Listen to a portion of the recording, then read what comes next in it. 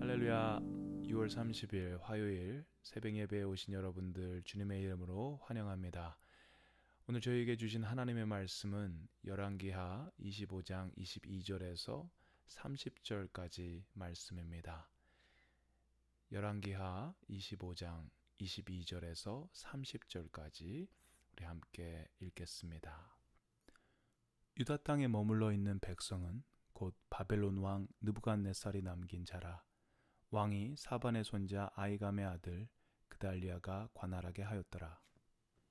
모든 군대의 지휘관과 그를 따르는 자가 바벨론 왕이 그달리아를 지도자로 삼았다 함을 듣고 이에 느다니아의 아들 이스마엘과 가레아의 아들 요하난과 느보바 사람 단후멧의 아들 스라야와 마아가 사람의 아들 야사니아와 그를 따르는 사람이 모두 미스바로 가서 그달리아에게 나아가매 그달리아가 그들과 그를 따르는 군사들에게 맹세하여 이르되 너희는 갈대아인을 섬기기를 두려워하지 말고 이 땅에 살며 바벨론 왕을 섬기라. 그리하면 너희가 평안하리라 하니라. 7월에 왕족 엘리사마의 손자 느다니아의 아들 이스마엘이 부하 10명을 거느리고 와서 그달리아를 쳐서 죽이고 또 그와 함께 미스바에 있는 유다 사람과 갈대아 사람을 죽인지라.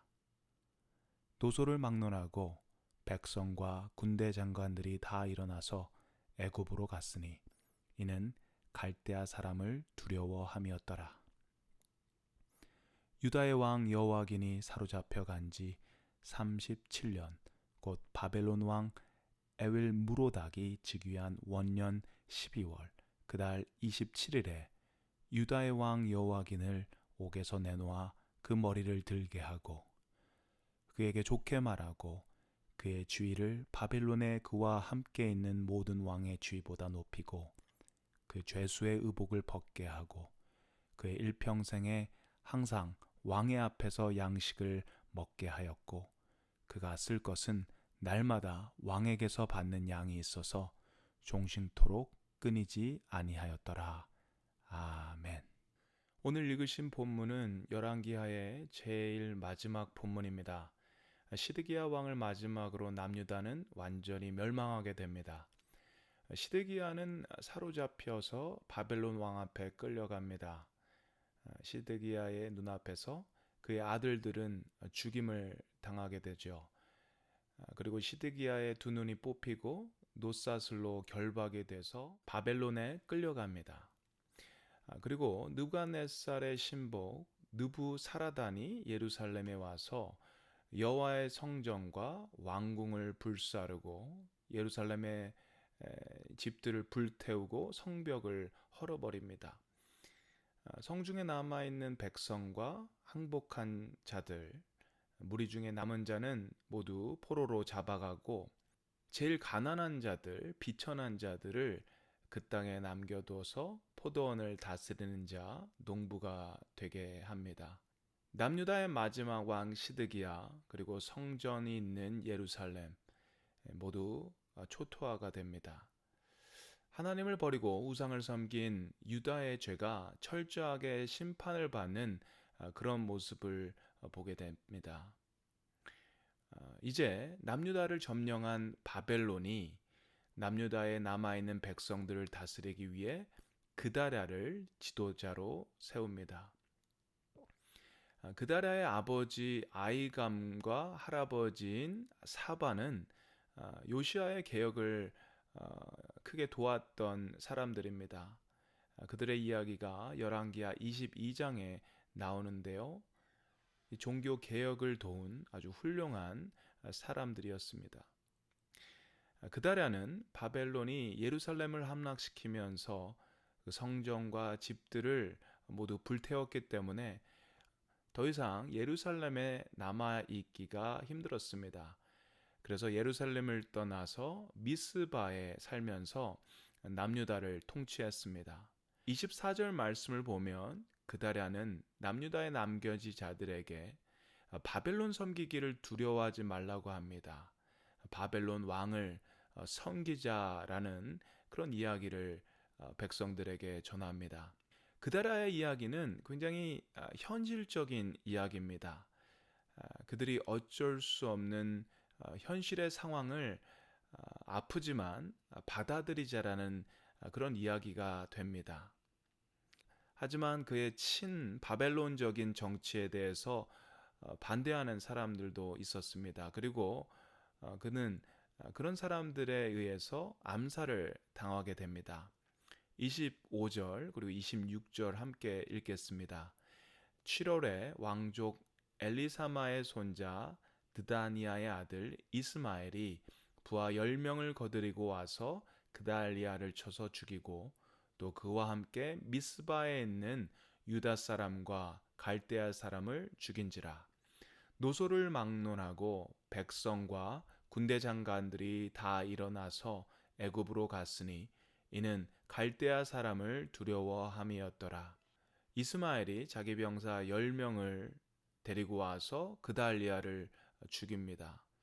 그리고 미스바에 있던 유다인들 그리고 갈대아인들까지 모두 죽입니다. 그리고 그 갈대아인들의 보복이 두려워서 그는 애굽으로 도망칩니다. 참 혼돈과 절망의 시간이 계속 반복되고 있습니다. 이제 더 이상 더 나빠질 수 없는 그런 모습입니다. 그런데 열왕기하의 마지막 내용을 보면 반전과 같은 이야기가 나오게 됩니다. 갑자기 포로로 잡혀갔던 여호와긴 왕이 잡혀간 지 37년 만에 감옥에서 나와서 왕과 같은 대우를 받으면서 회복한다라는 그런 이야기가 너무 뜬금없이 나오면서 열왕기 하가 끝나게 됩니다. 28절에서 30절까지 말씀 함께 읽도록 하겠습니다. 그에게 좋게 말하고 그의 지위를 바벨론의 그와 함께 있는 모든 왕의 지위보다 높이고 그 죄수의 의복을 벗게 하고 그의 일평생에 항상 왕의 앞에서 양식을 먹게 하였고 그가 쓸 것은 날마다 왕에게서 받는 양이 있어서 종신토록 끊이지 아니하였더라. 여호와긴이란 사람은 남유다의 여호와김의 아들로 18살의 왕위에 올랐던 사람입니다. 그런데 그는 3개월하고 10일 동안 왕으로서 통치한 사람이었습니다. 남유다에서는 제일로 짧은 시간 동안 왕의 자리에 있었던 그런 사람입니다. 그가 왕이 되었을 때 애굽과 바벨론이라는 두 강국이 서로 싸우던 시기였습니다. 그런데 그때 유다가 바벨론의 편을 들지 않고 애굽의 편을 들었다고 해서 바벨론이 예루살렘을 공격합니다. 또 그때 왕이었던 여호와긴도 바벨론의 포로로 끌려가게 됩니다. 그때부터 37년간 포로로 옥살이를 했던 왕이 바로 오늘 나오는 여호와긴 왕입니다. 그런데 이 바벨론의 에윌 무로닥이 새로운 왕이 되면서 갑자기 감옥에 있던 여호와긴을 좋게 말합니다. 그리고 그의 지위를 올려주는데 바벨론에 있는 모든 왕의 지위보다 높입니다. 죄수의 의복을 벗게 하고 왕 앞에서 식사를 하게 하고 그리고 그가 쓸 것은 종신토록 끊이지 않게 합니다. 옷이 바뀌고 먹는 것이 바뀝니다. 사는 라이프 스타일이 바뀌게 됩니다. 지위가 바뀝니다. 완전히 멸망한 것 같은 이 유다의 역사에서 왜 이런 이야기가 나오는 것일까요? 열왕기하의 기자는 이 이야기를 통해서 무슨 메시지를 전하려고 했던 것일까요? 이것은 망한 것 같은 유다도 이와 같이 회복될 것이라는 것을 암시하는 표현입니다. 3개월이라는 가장 짧은 시간 동안 왕으로 있었던 이 여호와긴, 그리고 37년이라는 긴 시간 동안 포로로 잡혀서 살았던 비운의 왕인 여호와긴이 회복하는 이 사건을 통해서 유다가 완전히 망한 것이 아니다. 너네들도 회복할 수 있다. 그런 희망의 메시지를 주고 싶었던 것 같습니다. 사랑하는 성도 여러분, 예수님을 믿는 저희들은 예수님으로 인해서 희망을 갖게 되는 사람들입니다. 환경 때문에 아니라 예수님 때문에 희망을 갖는 그런 사람들입니다. 절망스러운 환경이 저에게 찾아올 수 있습니다. 저희는 그런 절망스러운 환경과 절망스러운 현실을 외면하고 도피하는 것이 아니라 받아들이고 인정해야 합니다. 그리고 그 어려운 상황 속에서 우리가 할 수 있는 최선의 일을 해야 합니다. 하지만 거기서 끝나면 안 됩니다. 절망적인 상황에서도 우리는 예수님 때문에 희망을 볼 수 있는 사람들이 바로 저희들입니다. 우리의 삶이 절망적일 수 있습니다. 하지만 우리는 망해도 완전히 망하지는 않는 사람들입니다. 어렵고 힘든 상황 속에서도 하나님의 선하심과 선하신 계획을 믿고 우리는 희망을 가질 수 있는 사람들입니다. 사랑하는 성도 여러분, 오늘도 힘든 상황 속에서도 희망을 놓지 마시기 바랍니다. 하나님의 선하심과 하나님의 선하신 계획을 믿고 오늘도 승리하시는 저와 여러분 되기를 주님의 이름으로 축원드립니다. 우리 함께 기도하고 예배 마치겠습니다. 사랑의 하나님 감사합니다. 오늘 말씀을 통해서 다시 한번 저희들에게 희망의 메시지를 허락하시니 감사드립니다.